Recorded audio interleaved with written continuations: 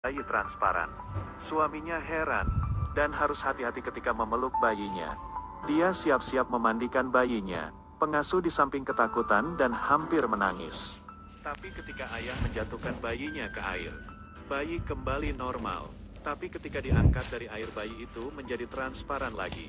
Ternyata saat Awan lagi hamil, setiap hari dia merasa sangat haus dan meminum air putih yang banyak. Awalnya dia menggunakan wadah kecil untuk minum, tapi dia masih merasa haus sekali. Segera meminta pengasuh membawakan air lebih banyak lagi. Menunggu pengasuh mengambil botol air kemudian datang sambil berlari. Saat ini Awan menyadari bahwa air di rumah telah habis diminum olehnya. Suami yang sadar ada sesuatu yang tidak benar. Tapi lihatlah ekspresi wajah istriku.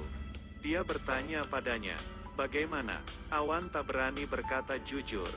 Dia mengatakan cuaca terlalu panas. Awan dan suaminya pergi ke gereja hari itu. Berkatilah anak yang dalam kandungan ini. Melihat itu suami pun pergi.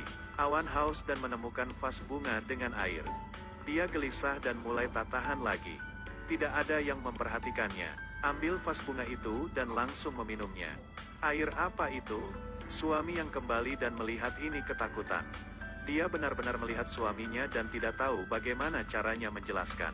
Wanita itu telah melahirkan seorang bayi perempuan. Bayinya lahir dengan sehat dan normal. Namun bayi perempuan yang kedua lahir dengan tubuh yang transparan. Menunggu sampai istrinya bangun, suami menunjukkan bayi perempuan kepada istrinya. Awan sangat bahagia. Dia bertanya kepada suaminya, mana bayi keduanya? Suami tidak berani berkata jujur. Hanya memberitahu bahwa bayi kedua sudah meninggal. Setelah itu dia langsung menangis. Awan begitu patah hati hingga menangis kencang. Tapi itu anak saya juga. Bagaimana suami sampai tega seperti itu? Dia dan pengasuh menyembunyikan hal ini dari semua orang. Di rumah, pengasuh menggunakan bak air untuk memberi makan bayi. Sekalian bersumpah untuk tidak memberitahu orang lain. Jika orang lain melihat anak itu sebagai monster, aku akan mati. Tak disangka hari ini ada tantenya datang mencari pengasuh. Dia tidak mendengar suara, ia pun membuka pintu dan masuk. Menemukan sesuatu di tempat tidur. Lalu melihat bayi transparan. Bibi itu ketakutan dan berteriak. Dengan panik berlari keluar. Pengasuh yang pergi berbelanja pun mengetahui bahwa ada orang lain di sana. Saat pengasuh memperhatikannya, ia pun segera pergi melarikan diri. Kemudian memberitahu penduduk desa bahwa pengasuh itu mempunyai bayi transparan. Semua orang ketakutan saat mendengar hal itu.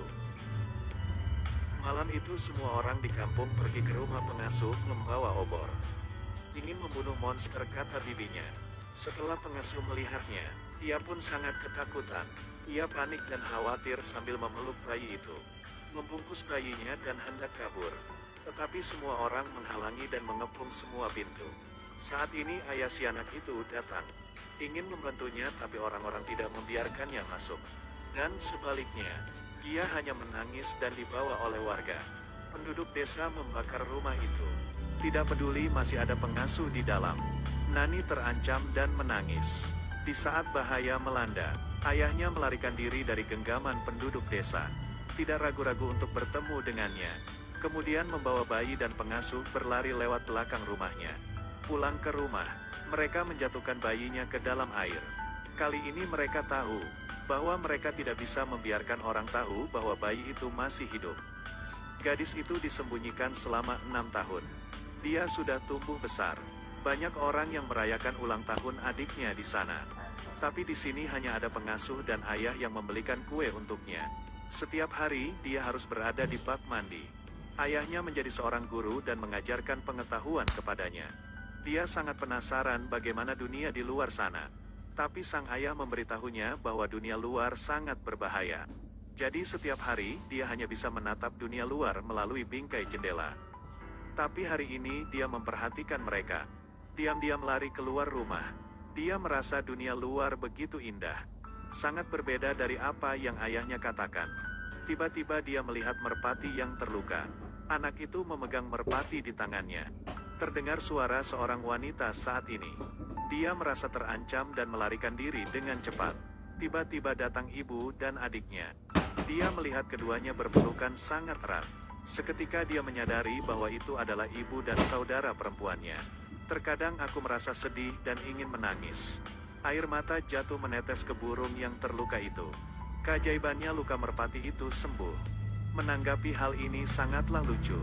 Karena aku sangat merindukan ibuku. Gadis kecil itu menyelinap masuk ke dalam rumah saat semua orang tertidur. Membuka pintu kamar ibunya, menuju ke samping ibunya, mengucapkan rindunya selama ini. Setelah mengatakan itu, dia pun mencium ibunya. Ibunya tidak menyangka ketika membuka matanya dan melihat anak tersebut. Tetapi Awan sangat ketakutan. Dia pikir dia melihat hantu. Dengan keras memanggil suaminya. Anak itu juga merasa takut. Ketika ibu tidak memperhatikannya, dia membuka pintu lalu lari. Ketika dia mendengar penjelasan dari istrinya, ketahuilah bahwa ia merasa ada sesuatu. Dia berusaha untuk menghiburnya. Di pagi hari, Awan terus berbicara dengan ibunya, menceritakan kejadian semalam yang dia alami. Mengatakan bahwa dia pasti salah lihat. Hanya ketika saya berpikir semuanya telah berakhir. Nenek membawa kerumunan. Ternyata kamar kecil yang biasa anak itu bersembunyi akan dijual. Sang pengasuh menerima kabar dan bergegas menemuinya. Akhirnya nenek pun tahu tentang kisahnya itu. Bahkan mengetahui ada persembunyian di dalam rumah itu. Dia masuk ke dalam persembunyian dan menemukan kolam air di dalamnya. Baru saja dibawa oleh pengasuh. Menunggu pengasuh itu dan berusaha meyakinkan mereka. Dia pun berbohong bahwa tempat ini digunakan untuk memberi makan ikan. Tapi ternyata Awan tidak percaya. Menunggu sampai dia mendengar bahwa ibuku akan menjual ruangan kecil itu. Apapun yang Anda katakan, itu tidak benar. Jika terjual, lalu di mana gadis itu? Perilakunya yang aneh dan membuat ibu dan Awan curiga. Mereka pun mengikutinya, mengetahui bahwa ia membeli banyak makanan. Dua orang mengikuti sepanjang jalan menuju rumah kecil itu. Ketika akan masuk pintu, dia menyadarinya dan beruntung belum masuk melihat anaknya. Jika tidak, anaknya akan terungkap. Tapi ibunya masih tidak peduli dengan hadangannya. Memaksa masuk ke dalam ruangan itu. Anak itu berbalik dengan gembira memanggil nenek dan ibu. Nenek berteriak dengan suara keras dan pingsan. Awan begitu takut, tetapi Air senang berlari memeluknya. Tetapi Awan merasa takut dan mendorong putrinya menggunakan tangannya. Sangat memilukan. Suami menangis memberitahu istrinya, ini bayinya. Tahun itu dia tidak meninggal. Tetapi Awan telah terpukul. Pada dasarnya dia tidak bisa menerima bahwa putrinya adalah monster. Saat ini anak itu datang ke hadapan nenek dan menangis. Lalu air mata jatuh di wajah nenek. Nenek pun terbangun tapi juga langsung mendorong anak itu. Melihat anaknya diperlakukan seperti itu, ayahnya pun mengamuk langsung menyuruh pengasuh untuk pergi. Ketika malam ia berbicara dengan Awan. Ini semua tentangnya. Awan tak bisa menerima ini. Pikirkan tentang 6 tahun ini. Anak perempuannya hanya bisa tinggal di kamar kecil dan kamar mandi. Dia merasa hancur dan menangis. Dia pergi sendirian ke kamar dan melihatnya sedang bermain air. Dengan gelisah dia menemui anaknya. Air mata tak berhenti menetes. Akhirnya dia memanggil anaknya itu. Namun ketika Air melihat Awan, ia merasa terancam dan perlahan menghindar.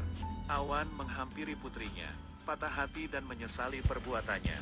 Berenang perlahan ke Awan. Air memberitahu Awan bahwa ia kecewa karena telah mendorongnya. Karena Awan adalah ibunya. Dia khawatir akan menakuti ibunya sehingga dia mundur. Kata-katanya melukai hati Awan. Menjalani tahun-tahun yang menyedihkan. Tadi diusir oleh Awan. Awan mengangkat tangan menyentuh kaca dan membelai putrinya itu. Angkat tanganmu juga. Dia tersenyum. Baru kali ini dia merasakan kasih sayang ibunya. Tapi sang nenek masih tidak ingin melihatnya di dalam rumah. Neneknya segera mengusirnya keluar. Awan dan suaminya menjelaskan semuanya kepada neneknya itu. Neneknya pun menyetujui dan mengizinkannya masuk rumah. Tapi saudara kembarnya itu selalu ketakutan dan berteriak ketika melihat Air. Air selalu dianggap monster. Dia pun sangat membencinya. Tapi hari ini ketika dia keluar, dia terlihat oleh orang lain. 3 pria menganggapnya sebagai monster. Lalu Air bersembunyi dari ketiga pria yang berusaha menangkapnya. Cerita pun